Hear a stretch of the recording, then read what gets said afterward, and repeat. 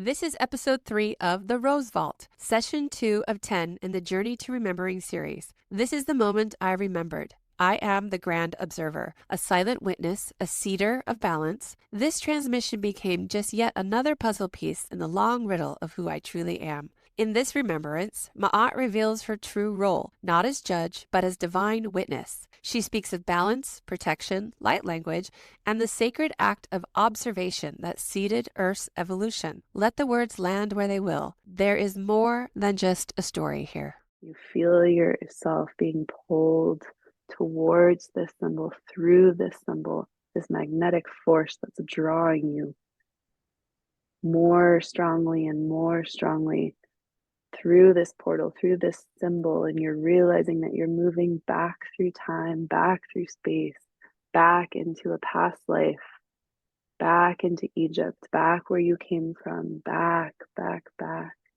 all the way, and feel yourself moving. And you travel back through time, through this portal, and then you begin to become aware of this past life. You begin to become aware of yourself back in Egypt. You feel your feet resting, landing on the ground. You notice your feet. Notice the ground beneath you.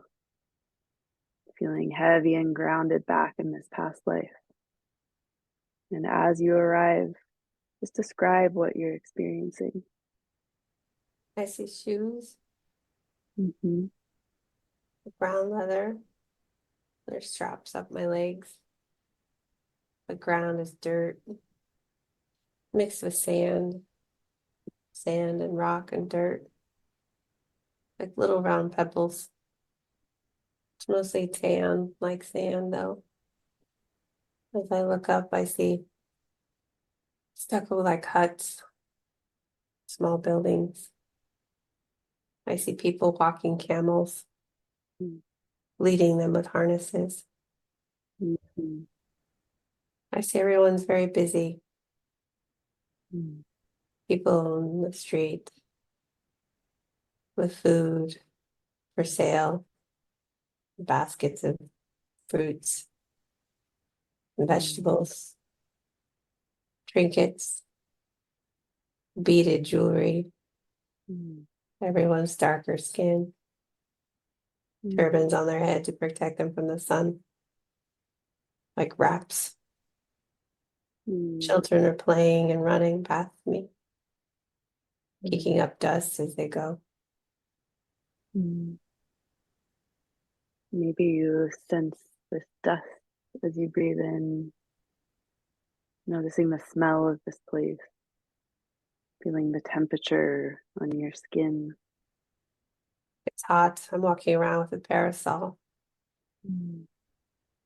but I'm not holding it. Some other people are holding it for me. Who is holding it? Like a helper, a young girl. Why do you have a helper?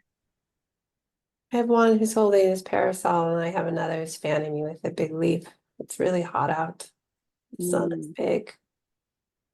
And what's your I'm a name? helper because I'm a goddess, and all goddesses and gods have these people to help, so that when we walk around, we can focus on the tasks at hand.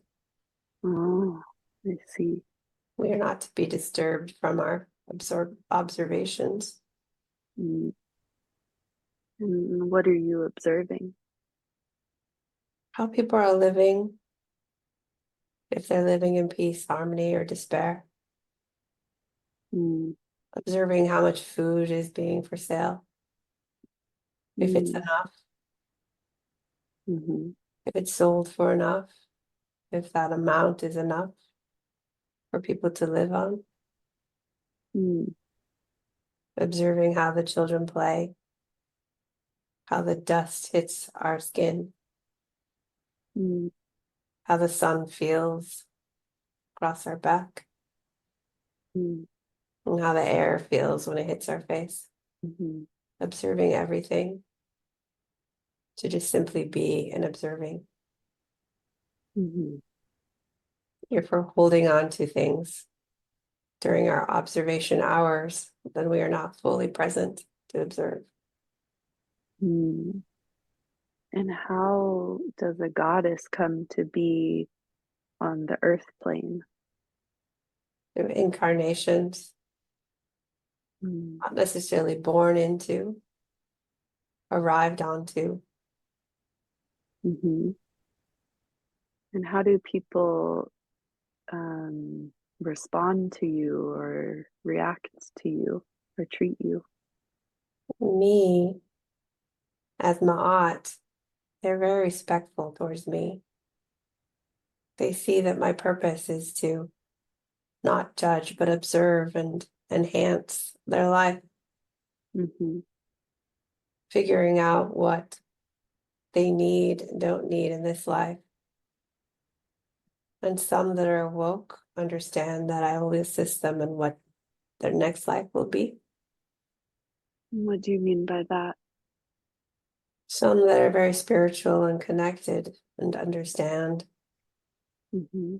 and worship the sun, they understand that this is not their only life that they will cherish, while others that are not there yet and may never be, perhaps that's not what their choice was, do not understand. However, they know the kindness and compassion and moral standards and values that Ma'at holds Hmm. without judgment for Hmm. the people. They respect her. Mm. And about what percentage of the people are these sun worshippers? Within Egypt itself, probably only 30%. Hmm. And The what rest would you? will, the rest will either get there in time or not at all, I see. depending on their choice of incarnation, Hmm. their lessons they're here to learn. Hmm. And so you're here in Egypt observing. Yes, every day. Hmm. Every day I take walks along all different paths. Sometimes I repeat. I do this in the morning, in the afternoon, in the evenings, Hmm. as the course of time and the sun moves throughout the day. So do the And activities of the people. So hmm. does the weather. So do the activities of the animals and the water and the Hmm. wind. Some days I do not sleep, so I can see what it's doing during those hours of the early mornings when it's dark, Hmm. observing And it all. hmm. And about how old are you? I'm 27. Hmm. I'm wearing the same body I always house. Hmm. And where do you live? I live in the palace with Thoth, Mm-hmm. the Isis, Cyrus. We And all live, where you all live in the palace? yes, in different sections, but yes, Isis, Thoth, and yes, Osiris. with Cyrus. Mm. And who else lives in the palace with you? Over time, our children live there. Sesket, Horus. Hmm. Sometimes other gods and goddesses come in and out, but they have their own places outside of Mm. the main palace. The main palace is very open with columns to let the breeze come through on these hot days. Hmm. There are big statuesque lions adorning the doors. They're Mm. not doors, they're more like column openings where a door should be. And what is the significance of the lions? Strength, protection. Mm. The lion has great energy, Mm. And so you, royalty. royalty. Yes. And how do the other citizens of Egypt, the humans, feel about all of you that live in the palace? What is their attitude and relationship towards you? Most of them are in kind. They see we bring big change and ideas, transformation, regeneration, innovation, technology they would not foresee otherwise, advancements in human species, advancements in how we'll look, feel, act, talk, walk, grow. Some do not believe in us, but that was the path they chose. And you said some of the people are kind. In kind, they think of us in In kind. in Yes. kind. What does this mean? Meaning they respect us. They know we're there for good and the Okay. greatest good of all. Okay. In kind. Mm. And you mentioned the Sesket. Can you Mhm. tell me more about her? She's my daughter. I birthed Mm. her. It was a difficult birth. I was afraid I'd lose her like I lost my first child, Mm. which was sad. Mm. But she came out healthy and strong. Mm-hmm. I bled a lot, like I did at the first. I'm Mm. trying to understand how to put the human body back together after birth. Mm. It's interesting thing to observe. Mm-hmm.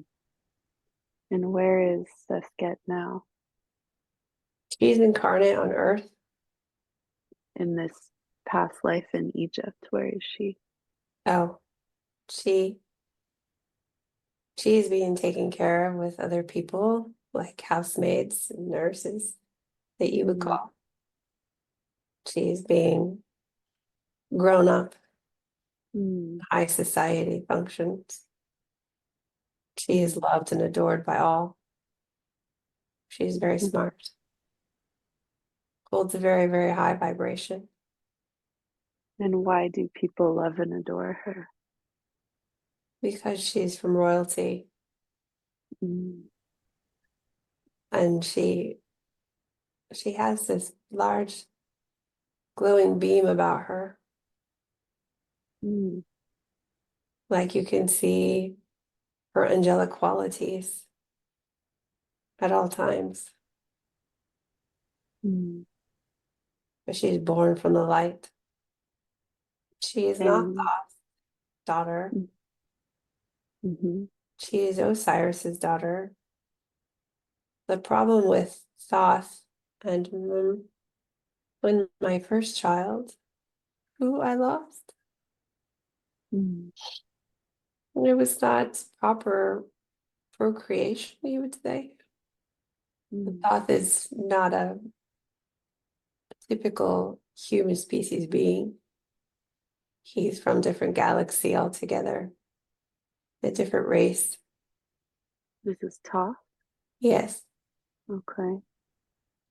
So when we tried to procreate in a different way, as we have observed and tested, it was not successful. Mm.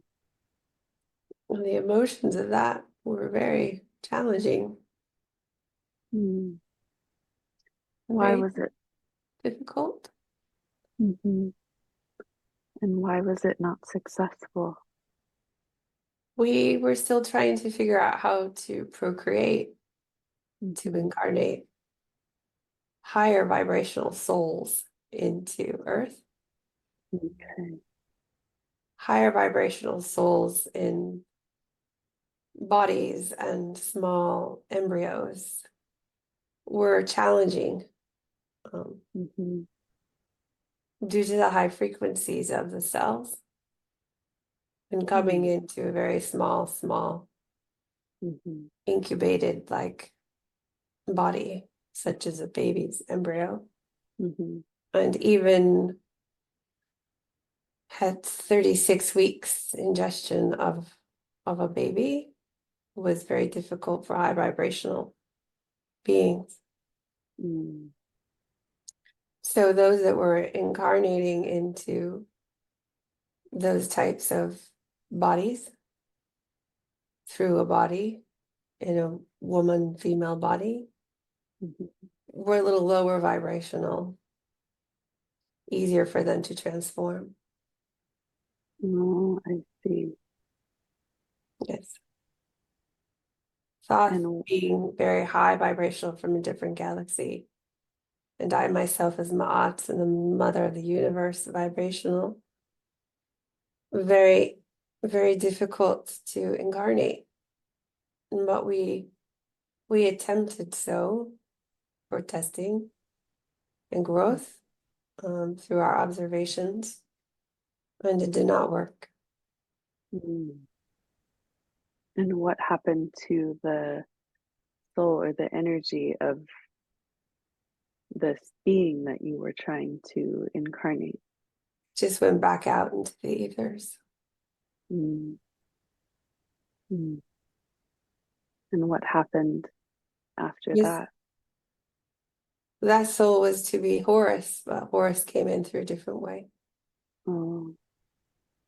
Mm-hmm. Osiris wasn't as high vibrational as Thoth. Mm-hmm. He was from this galaxy vibrationally. Mm-hmm. And so that worked. And so when that worked, we observed more so that we could grow and understand for hybriding other galaxy vibrational beings Mm-hmm. across multiple galaxies and multiple universes and so forth. Mm-hmm. So that's why I, through penetration with Osiris, Mm-hmm. worked. But most of those in the village assumed it was Thoth and I's baby, and we just kept it as so. Mm. And why would they assume that? Because we were trying to have moral compass and values, and we didn't want to show that Osiris and I had a baby. Yes. Mm. Mm-hmm. Perception purposes. And why did the people think that it was you and Toth's baby? We were married. Ah, I see. Mm. Mm. He was my partner and I was his. Mm-hmm. He was my masculine and I was his balance of feminine. Mm-hmm. And what else can you tell me about Toph that's important? He didn't have a head of a bird. Mm. He mm, he associated with that for his skills and knowledge. Mm-hmm. And sometimes he had the look of a human, but he could manifest and manipulate and transform who he is Mm-hmm. visually, sometimes a head of a bird, but mostly not. Mm. Why is Shapeshift. He could shapeshift mm-hmm. when needed. He brought much to this planet and this entire universe, actually. Mm. He works directly with Source. He hops different galaxies and universes within those galaxies to not just plant seeds, but to grow the seeds and help those grow with those seeds with language and like skills and mind, body and soul. Mm. And when you say he's from a different galaxy, where is he from exactly? Nebulae. nebulae. which is 560,000 light years away. He jumps And through wormholes and portals. mm-hmm, He's everywhere. mm-hmm, He can split his energy and vibrational frequency into multiples. mm, He knows how to transform time and bend realities and move in and out of bodies and shapeshift still today. mm, He's magnificent. mm. He sounds very complex, extremely complex. His vibrational frequency reaches to the 22nd level, of which here on Earth we don't recognize as being part of any level, Mm, sometimes to the 24. mm. What does that mean exactly? He's one away from source. Mm, He's true godlike. mm.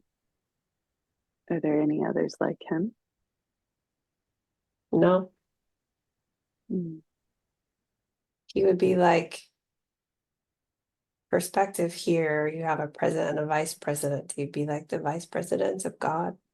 mm-hmm, mm-hmm, Mhm. A true creator.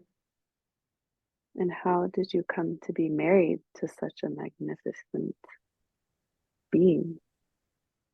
I was to come here as the mother of the universe and observe everything for this planet in particular. And the mother of this universe, not all universes, just this one. Mm-hmm, I was to work with him to observe and understand seeding for this evolution of this particular planet and all its parallel realities. mm, We were to work hand in hand. Here on Earth, we seeded the idea of coupling. So, mm-hmm, so we didn't stick out too much. We were coupling. mm, And through that, we were also understanding how through the act of coupling, your energy grows stronger and bigger and brighter and bolder, mm, which is also a form of our observing. mm-hmm. And why did you decide to have children? Part of the process and the observing and seeding and planting, Mm-hmm, understanding, perfecting the hybrid part of here on earth with a man and a woman beings, mm-hmm, and pushing the norm and pushing pushing pushing the process, yes, mm, of how to get high vibrational beings into this planet mm-hmm, through birthing. Because I, as Ma'a, was not birthed into this planet, nor was Thoth, nor was Isis, nor was Osiris. mm. We landed, we planted ourselves here And how did you do that? through a spaceship and into our hologram bodies. Mm-hmm. And Human how beings did, were already planted and having babies, but they were low vibrational babies. This is the big difference. I see.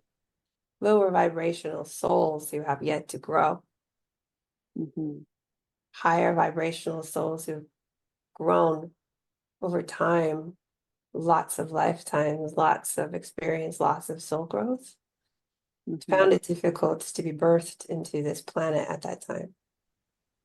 mm-hmm, So we flew in. mm, That is why all your Bibles and your other stories and hieroglyphs show spaceships or big bright lights in the sky. mm. Because that's how you We came were the in. big bright lights in the sky. Oh, I see. Did the people then understand what was happening Yes, when you would come in? yes. Mm-hmm, Specifically the natives of the sacred land mm-hmm, across Earth. And how did they feel about that? We were friendly. We did not come to destroy them or who they are. We Mm-hmm. came to teach them and help them grow. Mm-hmm. We showed them language. We showed them how to write. We showed them fire, how to use water, Mm-hmm. how to nurture their body, Mm-hmm. how to heal their body with plants, water. Mm-hmm. They looked at us as sacred. Mm-hmm. We allowed their community to flourish with love, hope, and understanding, and education. Mm-hmm. They were really respectful to Earth and her beauty and all she has to offer. Mm-hmm. And so going back to Sesket, Yes. can you move now to a time in this past life when you are interacting with her, a significant time? Yes. It makes me happy to see. Mm-hmm. Tell She me was about that. probably she was probably 8. She was 8 Mm-hmm. when I was kneeling down and showing her how to write and draw on a scroll, a little one in my hand with a feather and some ink that we use from plants, Mm-hmm. and showing her how it flows across this leather scroll. And she was so tickled. Her face got big and bright. She smiled from ear to ear. And she was hooked in that moment. Later, she became a beautiful scribe alongside Thoth. Mm-hmm. She wrote many historical scrolls over her time. She was always there, writing, Mm-hmm. recording with my observations. She grew up alongside of me, writing my observations. I see. And you said earlier that she was loved and adored by all and had angelic qualities. Yes, And what was her relationship to her father, Osiris? kind and secret. Mm, She would often go to him and see him behind closed doors though in the palace. It was never public. They had a good relationship. mm-hmm, It was kind and loving and enduring. mm-hmm, But she had one with Thoth too, but that one was more public, of course. mm-hmm, Yes. right. Mm. And so she was a scribe. She was my scribe for the longest time. On these Okay. walks we would take day by day, she would walk beside me, also having a parasol held for her as she Mm-hmm, scribed my observations, getting all the details just perfect.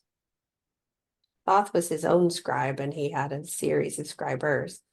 So I needed one for all my observations that I could mm-hmm, trust, mm-hmm, that the people loved so they wouldn't be afraid when they saw her. They wouldn't always be assuming she was writing something judging. mm-hmm, We were not judgmental. mm-hmm, We wanted the people to feel at ease. And since Sesket had an angelic quality about her, just her energy alone would set the pace for ease and comfort, peace. mm-hmm. Is there People would anything often be open to her and tell her things that I could not observe. And that was very helpful for scribing. very interesting? Yes. Hmm. So she was trusted, it sounds like. Yes, very much so. She loved the people. She loved talking to them. I see Hmm. her now. She's off to the side, chatting with people, those that are in poverty and specifically. Hmm. She liked to lend them love. Hmm. She sounds very sweet. Very much so. Is there anything else that's important to know about her? She was high vibrational. That's how she came to be, yes. Mm-hmm. To see she's the Archangel Michael, Mm. incarnate at that time, Mm. hence her angelic beauty. Mm-hmm. So she was the Archangel Michael Yes. incarnated as Sesket. Yeah. Ah, I see. Bringing in feminine balance. Mm. And so, what can you tell me about these wings? My wings. Hmm. Yes. Are you aware of your wings now? Yes. I'm flying above the trees. Mm. I even observe up here. Mm. One needs to observe every aspect of this planet, including the sky. Mm. I see. There's so many beautiful beings living in the sky. Who are these beings in the sky? Like the birds. Uh, Mm. birds and some dragons, but you don't see dragons in this dimension, but they're out there in other dimensions. And so, why do you have wings? And how did you come to get wings or develop wings? I got wings so that I could observe every aspect of this planet from the earth, from the sky. And I manifested these wings. Thoth showed me how Hmm. in his mystery school. Mm. And what was that process like to develop these wings? Well, it wasn't easy and it wasn't short. It took a long time. Oh. It's mind over matter. Mm. Many days of sitting and meditating, envisioning myself with these beautiful white wings, Hmm. putting my body in a way that pretended and felt like it was flying and envisioning that I was flying like that. And how long did this process take? 19 months. I wouldn't sit all day, but I would sit for a couple hours every day with the same visualization over and over and over, feeling it within every cell of my body that these wings would just sprout, envisioning myself flying over tops of trees and landing in the tops of trees and flying over the ocean, Hmm. and me taking care of my wings. Every aspect you would think of having wings, you visualize and you meditate over it, and you feel it in every cell of your body.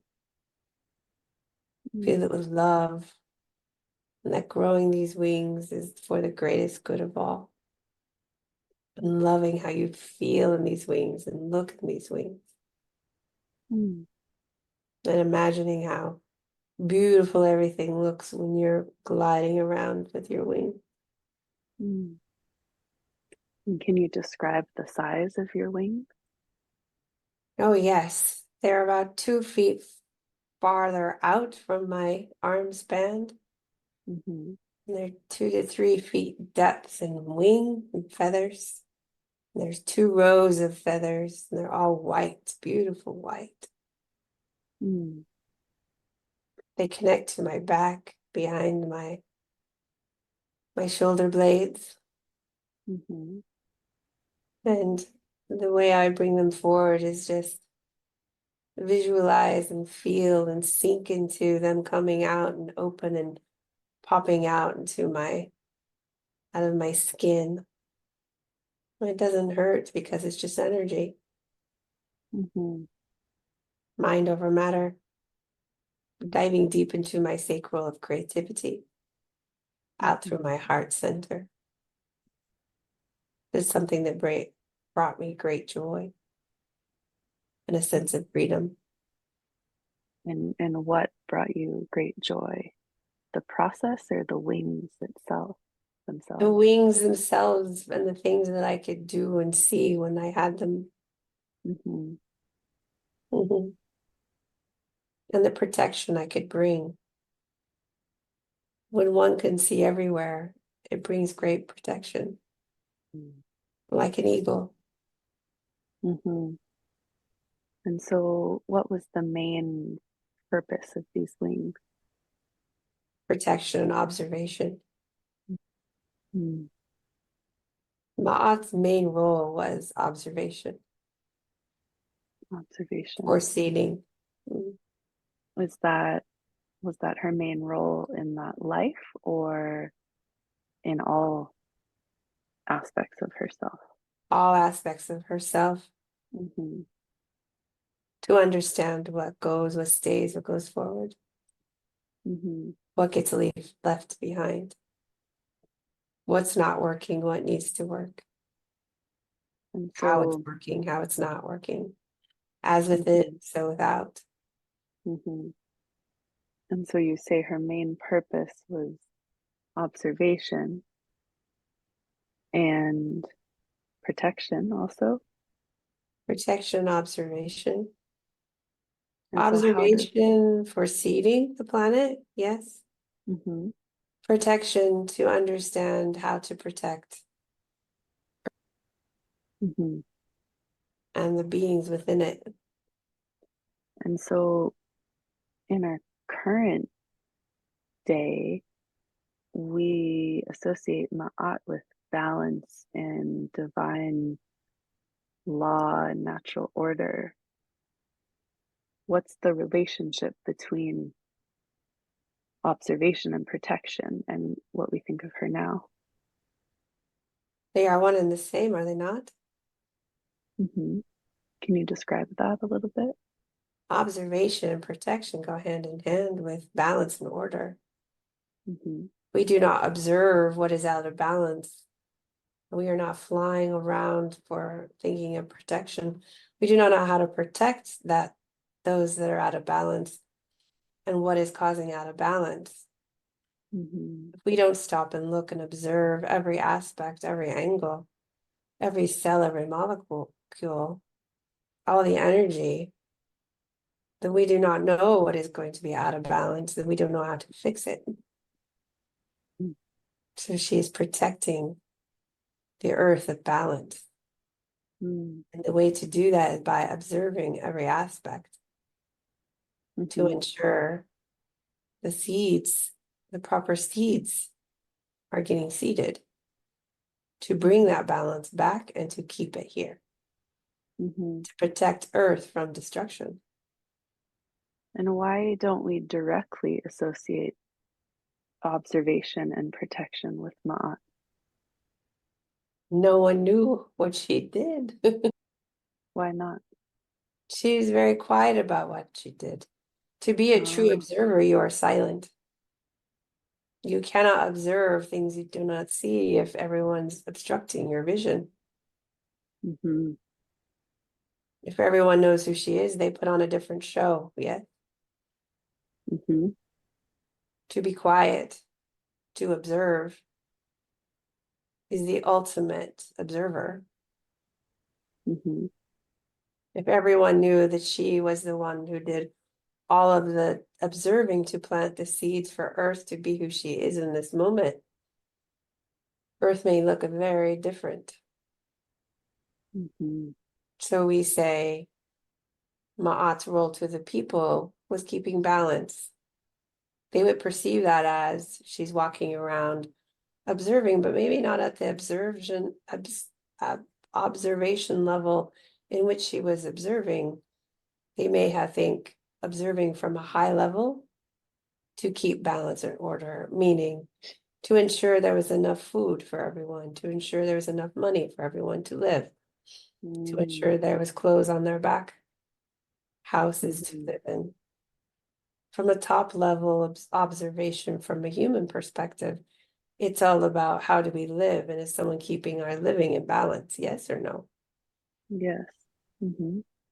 But if you go into the depths of Ma'at and who she really is as the mother of the universe as Ma'at, she is an exquisite, deep down observer of every little thing. Mm-hmm.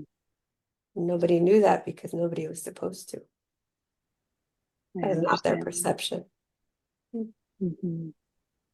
And so the humans would see her observing how much food there was and if there was enough of this or that, but she was doing far more.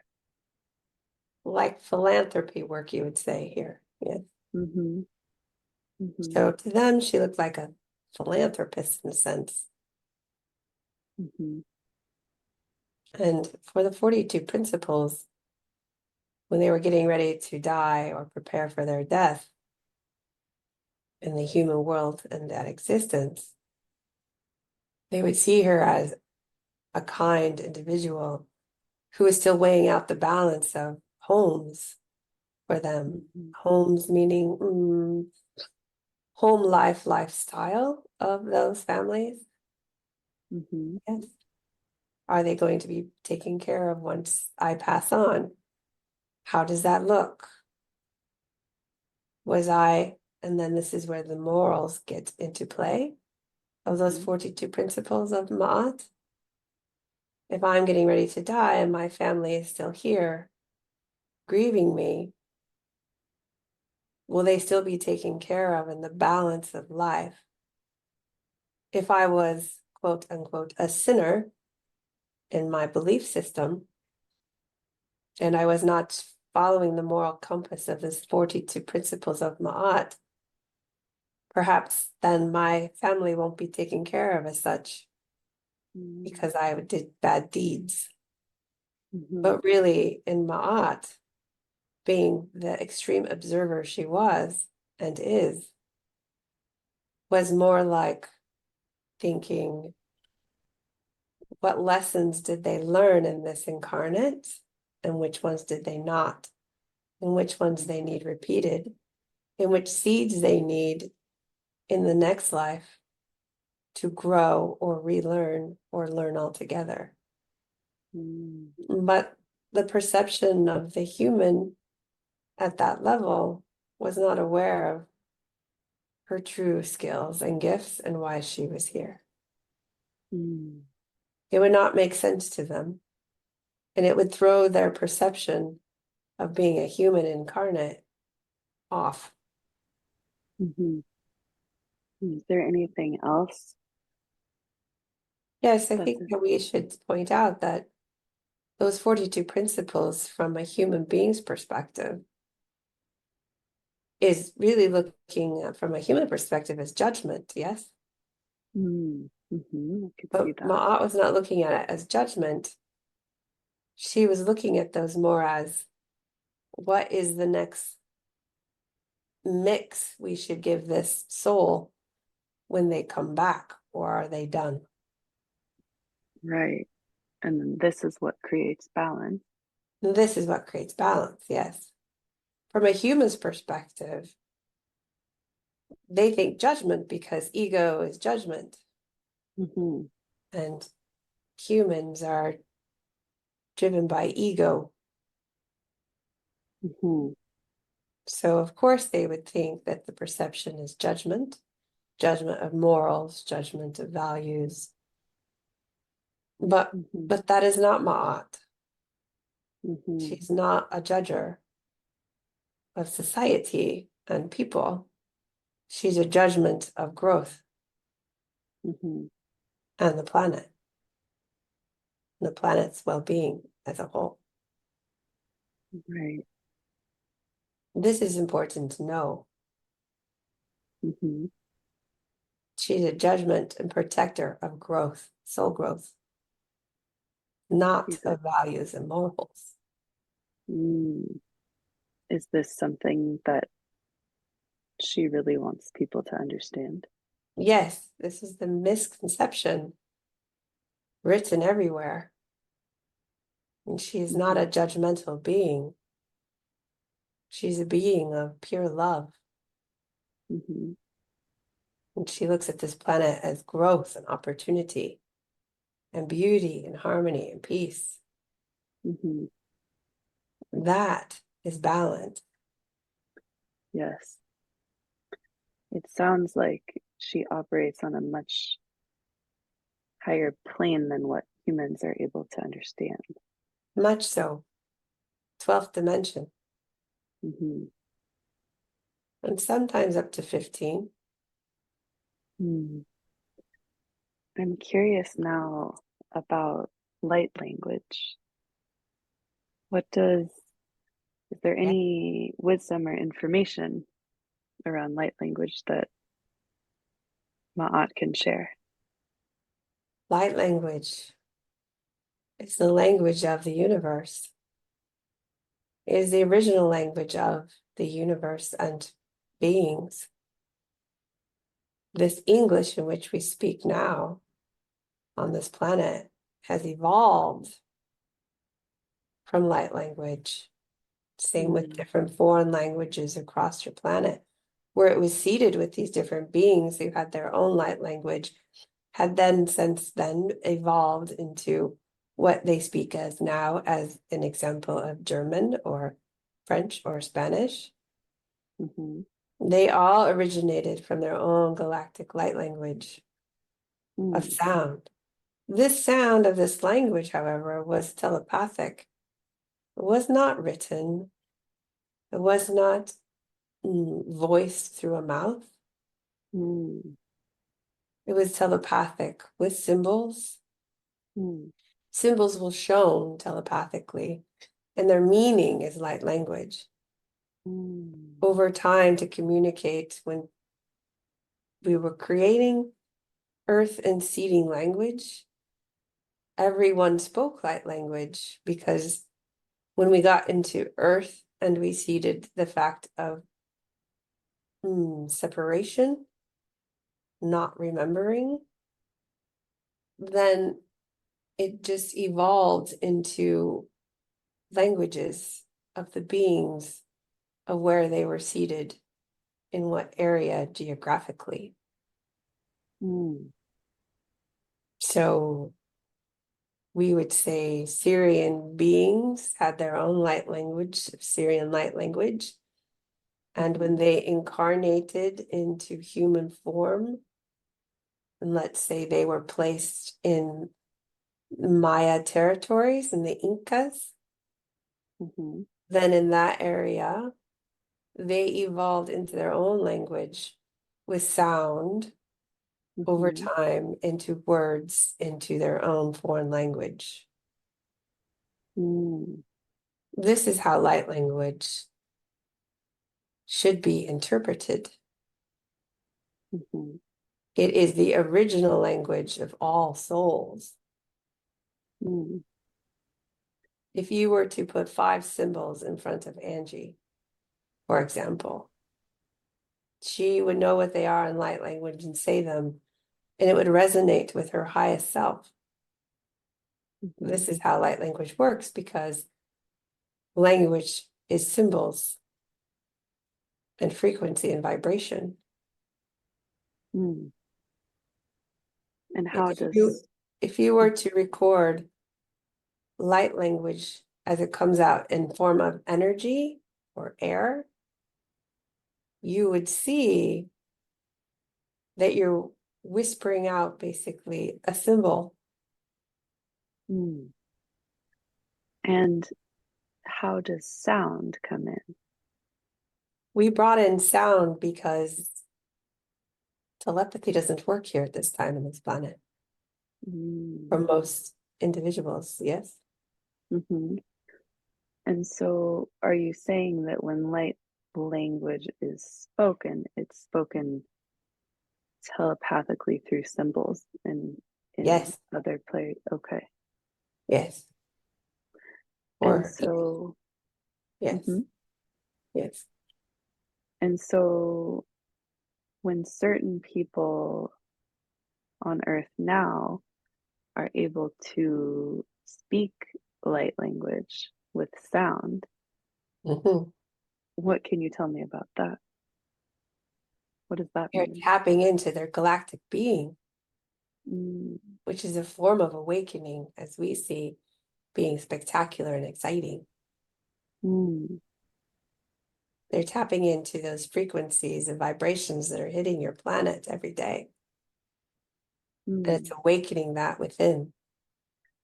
And so for humans who experience that awakening to light language, what should they do with it? Keep practicing it. The more you practice, the more you speak, the more you try to write, to try to read, the stronger it will become, which will be important for future years in your reality. And why is it important? Because someday your visitors will speak light language. This is how you will communicate. Mm, 2028, light language will be very important mm. in Can you tell written me? form and verbal form. Mm. Can you tell me anything else about that? Not at this time. Okay. And so, where and how did light language originate? From source. Mm, It is very much, it, it is its form of communication to all the mm-hmm, stars. mm-hmm. We must communicate. And what is the relationship between light language and Ma'at? Yes. She is a speaker of many light languages, as Mm, she is quite the observer. She is not just an observer on this planet, she is an observer out in the universe. mm-hmm, She is our key observer. mm-hmm, When you observe, you learn. She has learned mm-hmm, many light languages from her observing. mm-hmm, That's how she can tap into all different frequencies of all different realms and all different people. It's mm, how she can mm, channel all different walks of universal life, per se. mm-hmm, This is how she can write it, translate it. She knows what others are saying because she's observed it. mm, We would say she's the grand master observer of the universe, mm. of this universe. Are there others like her in different universes? Yes, there's one in every universe. Mm, There is one mother of the universe in every universe who holds the feminine balance for each universe, the love of the universe in its highest form. mm-hmm. Now, going back to that life in Egypt, where Ma'at was observing, and there was the palace and all the hustle and bustle of the city. Is there anything specific or anything else important to know about that specific lifetime? We are checking.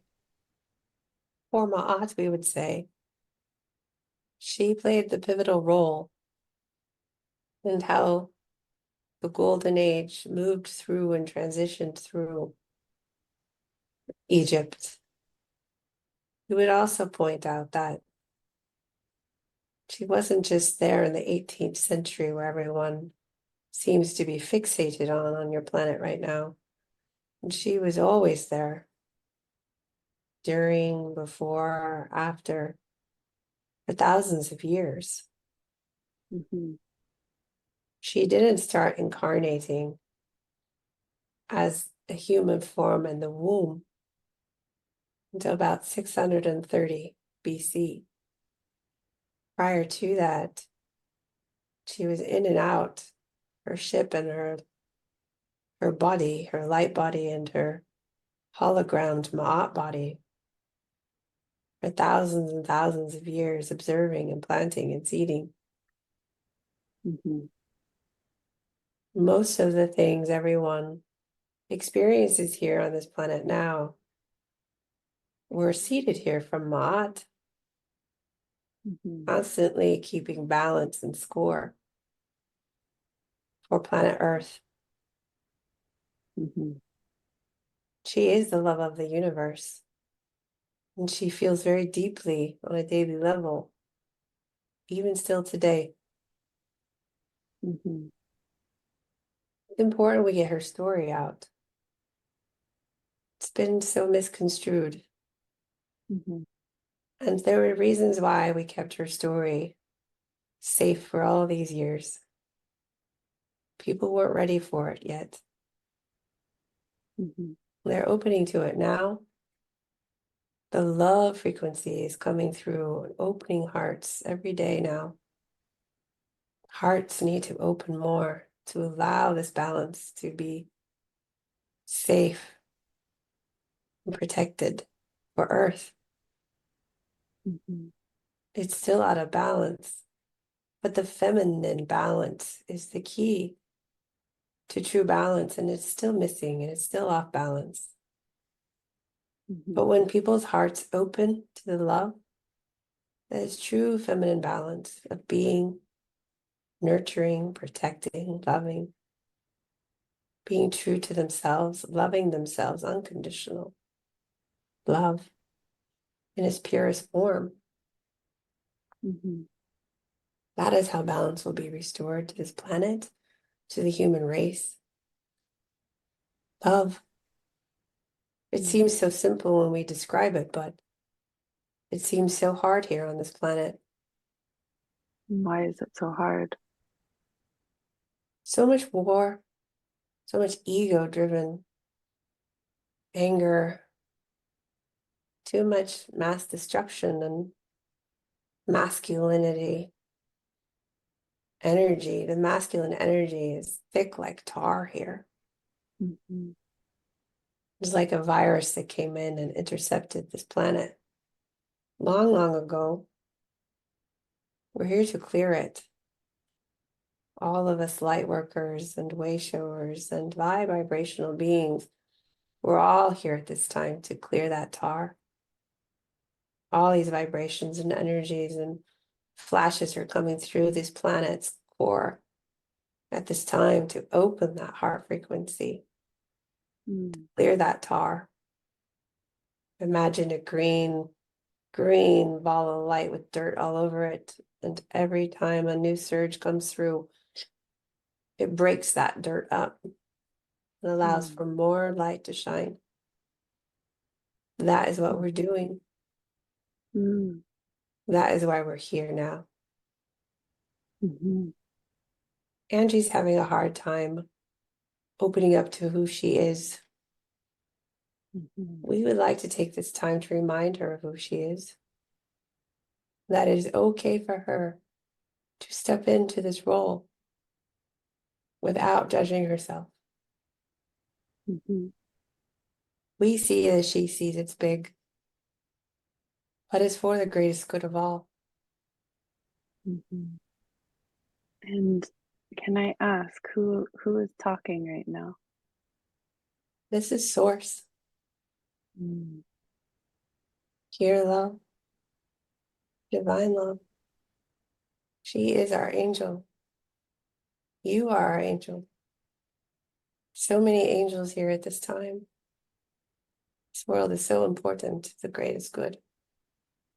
Not just humanity, everything, everywhere. Outside you cannot see. Some call me God, some call me source. To me, myself, I am just one big light. We all serve a purpose. And those that we just cannot see, in time they will. But I'm always around. We're always listening, always sending love and guidance, support. We're all immortal beings. We're all of light. And who is we? Everyone, collectively, all souls. Mm. Mhm. And if there was one thing that you would like to say or bring forth right now, what would it be? Love. Mhm. We're all special, divine souls of love. We see that you forget here on this planet. There's so much more outside of yourself. And we're hoping to wake that up soon, so everyone can share within that harmony and peace of knowing who you are, where you come from. That you're not just an Angie body or an Alex body, but you are a beautiful light body who has roamed this galaxy and universes for thousands and thousands upon thousands and thousands of years. And that we are so much more than what we know and what we appear to be in a mirror. Mm. We thank you, Alex. Mm. Mm. Thank you for sharing this truth and this guidance. And is Angie ready to come back? She's ready. Her body is starting to hurt her. Okay. Well, I thank you with deep gratitude for this session today. We thank you. Thank you for your service. Mm. Okay. And so, Angie, begin to feel and become aware of all the parts of you that make up Angie here and now in this incarnation, in this reality in 2024. Draw back all the parts of you into your body, into your energy. And each breath in draws you further back together.